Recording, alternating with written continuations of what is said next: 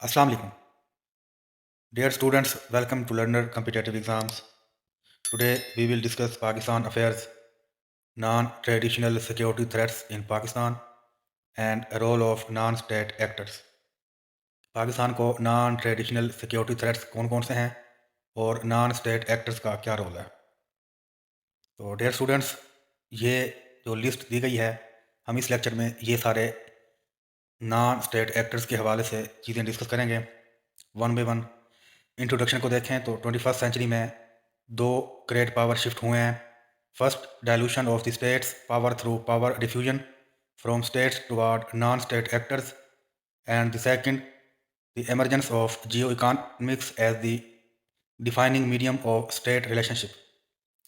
So these transformations have made use of military or kinetic options for advancing state policies less attractive, as not only the war is too costly, but it is also too difficult to be limited and is potentially too damaging even to the victor. Consequently, the non-kinetic dimensions of the statecraft, for example, information, diplomacy, and economics, have gained ascendancy and prominence in shaping the global security narratives. Then global security threats. Global security has five dimensions that include human, environmental, national, transnational, and transcultural security. Therefore, global security and security of any state or culture cannot be achieved without good governance at all levels that guarantees securing through justice for all individuals, states, and cultures. Then evolving security threats. Since the end of the Cold War, there is a need to widen the concept of security and distinguish between hard traditional and soft non-traditional security threat. It has been a positive trend to elevate the so-called new security threats. Then security threats in Pakistan. अगर hard security threats देखें जिन्हें traditional कहा जाता है, तो usually focus on the state actors and their military capacities to protect national security.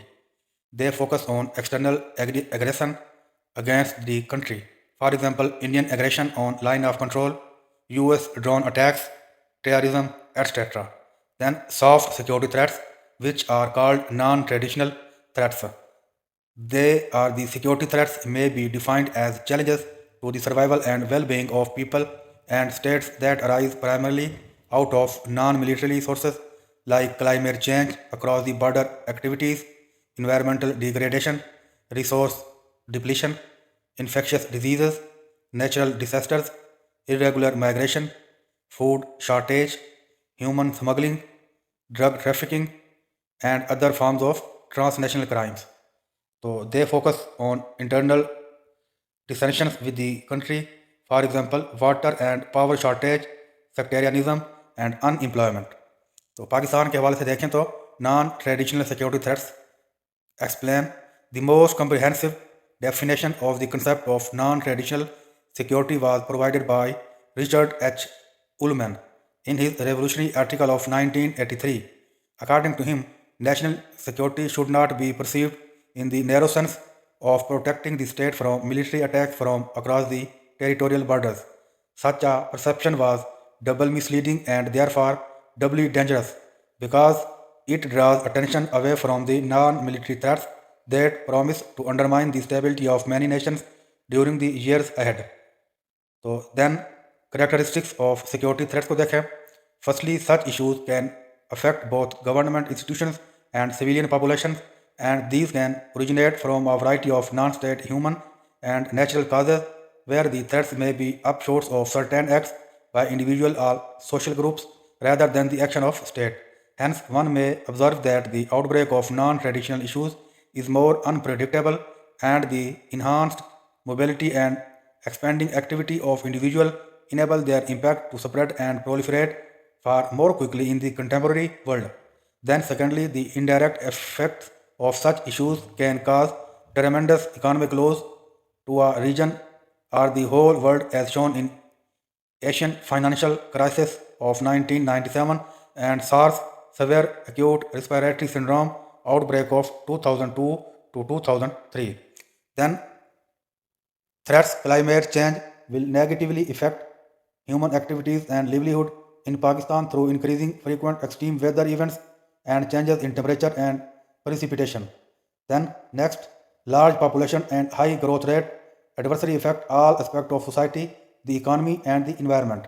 Then illegal immigration is one of the most serious non-traditional security challenges confronting Pakistan. Then growth in agriculture, cultural productivity has broadly kept pace with accelerating demand.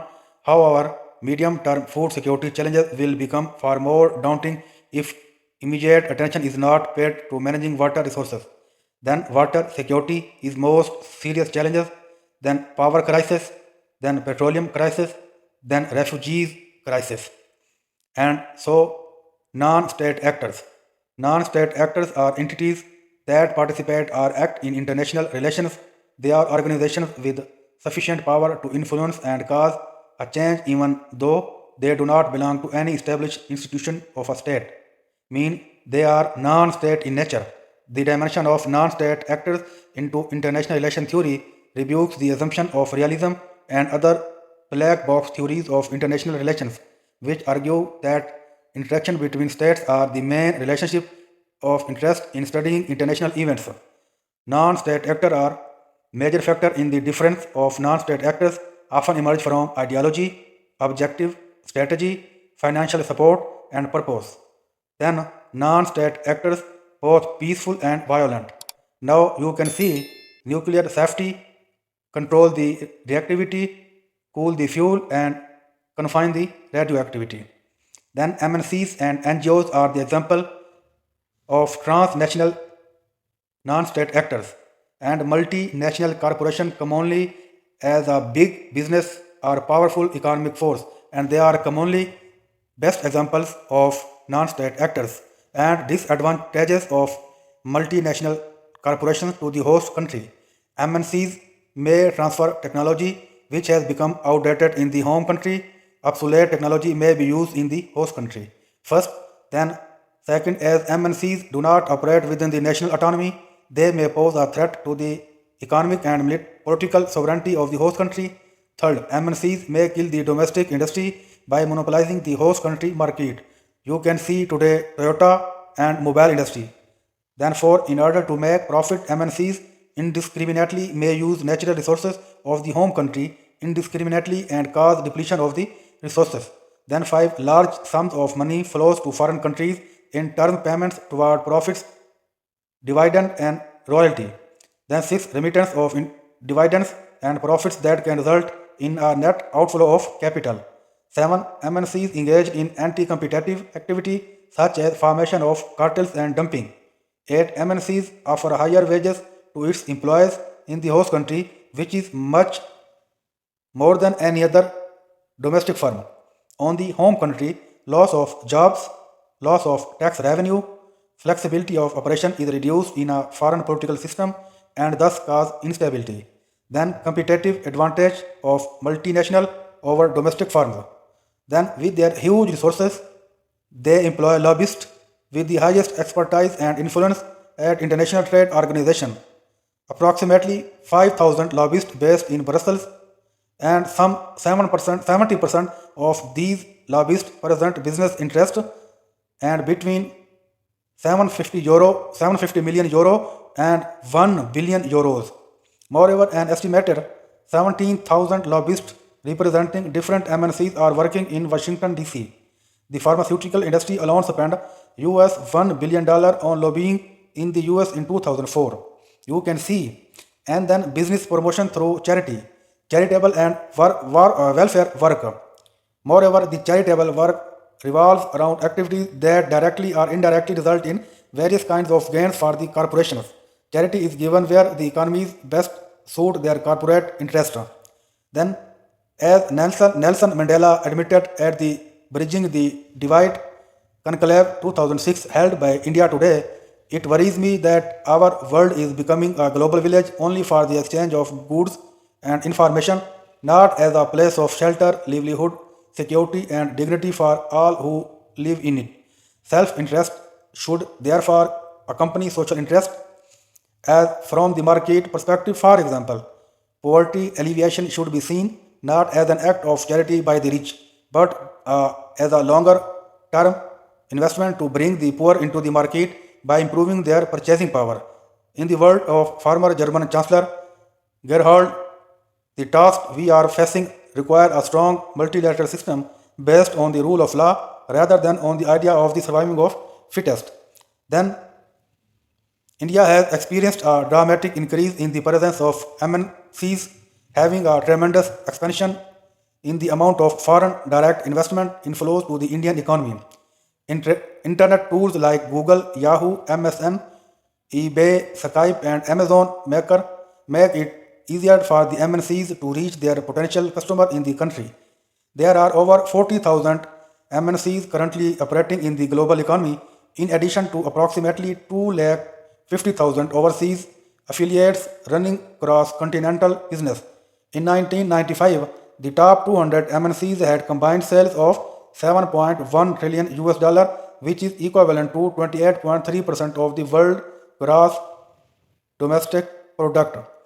Then, in Pakistan, 87% of NGOs are involved in the education sector, subsidized and supported by numerous foreign governments, specifically Scandinavian and British government, with their agencies assaulting Pakistan's ideology and cultural base, challenges independence and integrity of the country, and Islamic values in the name of progress and education. Current tussle between people and Geo Media House in Pakistan started when, at that time, Inter-Service Intelligence Chief General Zahirul Islam told bluntly British ambassador not to try changing the Pakistan ideology.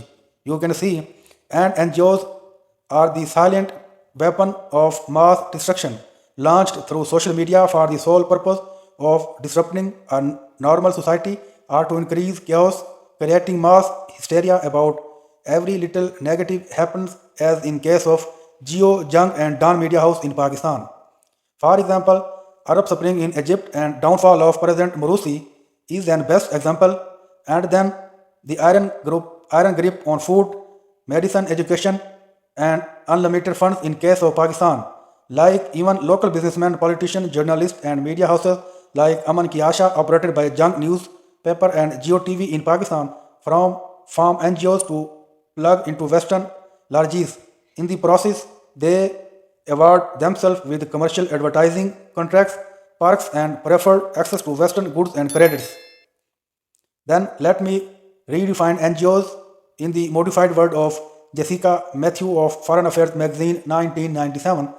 NGOs are special interest group that are designed and used as extension of the normal foreign policy instrument of certain Western countries and groups of countries, unselected, unelected, self-appointed altruists with no constituency and accountability, answerable to no one, financed and controlled by foreign entities with specific agenda. As Russian President Vladimir Putin confirmed that at the 43rd Munich Conference on Security Policy in 2007, concluding that these NGOs are formally independent, but they are proposed fully financed and therefore under control, so must be registered as foreign agent in the country of their operation. Then Oxfam working in 94 countries worldwide to find solution to poverty. Types NGOs like civil society, MNCs, non-profit organizations that operate in multiple sovereign states, the international media, violent non-state like armed group, including groups such as Al-Qaeda, religious group, Quakers and other religious sects are quite active in their international adversary like Amnesty International, Greenpeace and Oxfam. Transnational diaspora communities, ethnic or national communities that try to influence their original and current territory, cities, provinces and states. Then organizations like Oxfam, Greenpeace, Amnesty International and thousands of others serve the public on a national and international scale. Known variously as private voluntary organizations, civil society organizations, and citizen associations. They are increasingly called NGOs, an acronym that stands for non-government organizations. Then anti-slavery movement, you can see found World Alliance of YMCAs, then International Committee for Red Cross, and international level 25,000 international organizations today work and effect on Westphalian state model. Proliferation of non-state actors in the post-Cold War has been one of the factors leading to cobweb paradigm in international politics. You can see and rise of non-state actors in global governance, track to diplomacy, and then their role, Swiss-based NGO involved in conflict resolution, emerging role of NGOs in crisis management, political governance, sustainable environment, rights, poverty, health, women, crime, economy, water management, arm control agenda, and positive effect you can see, and also negative effects of non-state actors. Context of evaluation, you can see the key non-state actors are working with are the local village like Panchayat and Cantono Agreement. A Caribbean and African agreement is called Cantono Agreement. You can see history of non-state actors and type of non-state actors in Pakistan, violent non-state actor, terrorist and criminal networks, factions in an internal conflicts, TTP, Al-Qaeda, BLA, they pose threat to national security, and second for profit non-state actor business corporations MNCs like McDonald, Divo, not for profit organization, civil society networks, NGOs, the good, for example, Coffee International, ICRC, and ED Foundation, and non-state actors types, NGOs, international media, violent non-state actor, religious groups, transnational diaspora committees, cell-based, ordinary people, also you and me, you can see. And then Amnesty International asked NAB not to sell DHA plots to the public as they were to be allocated to the martyrs of Fatah.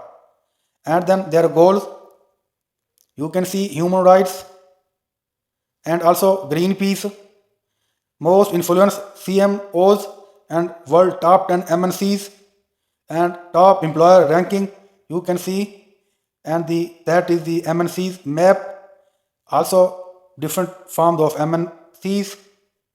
Then Pakistan in SSP, which was called Sipah Sahaba Pakistan, and now Angelina brings a list attention to Pakistan, and Prime Minister and President's meeting with foreigner.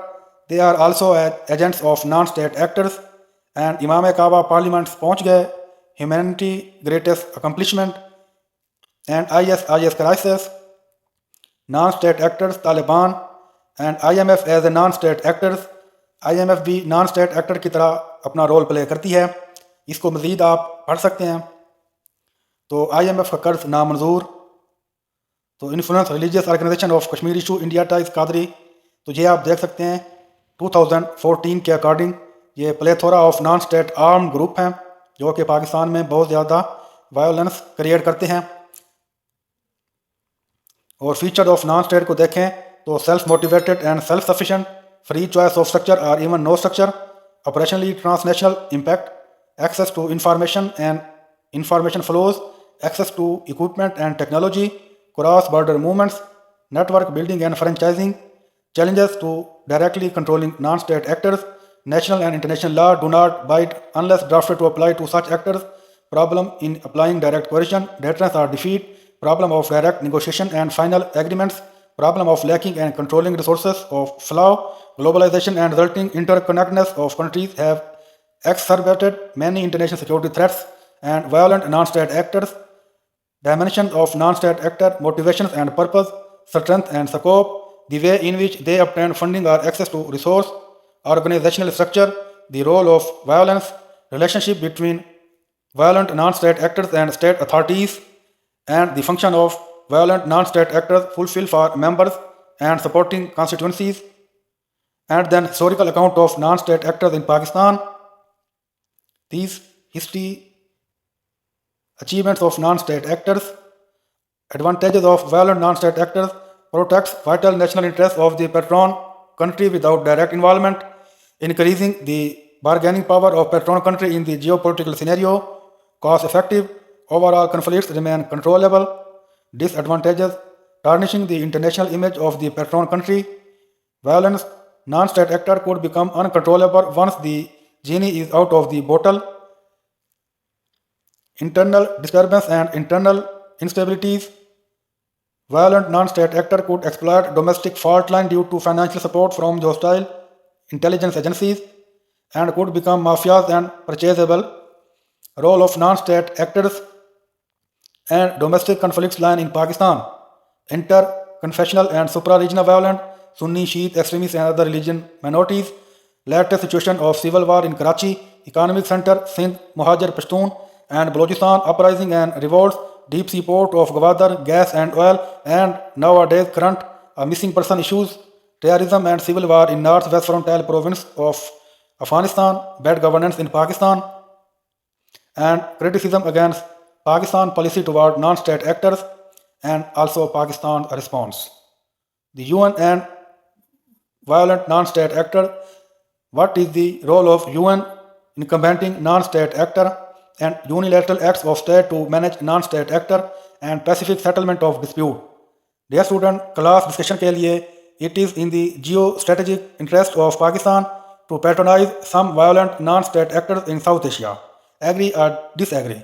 Dear student, ये non traditional security threats और specific Pakistan के हवाले से non state actors जो collectively Pakistan affairs, current affairs, international relations और political science और भी बहुत सारे कॉमन से सब्जेक्ट्स या जो जनरल टॉपिक्स हैं उनको कवर करता है। उम्मीद है ये वीडियो आपके लिए बहुत हेल्पफुल साबित होगी। इंशाल्लाह नेक्स्ट वीडियो में फिर किसी और टॉपिक के साथ मिलते हैं। तब तक अपना ख्याल रखिएगा। अल्लाह हाफिज़।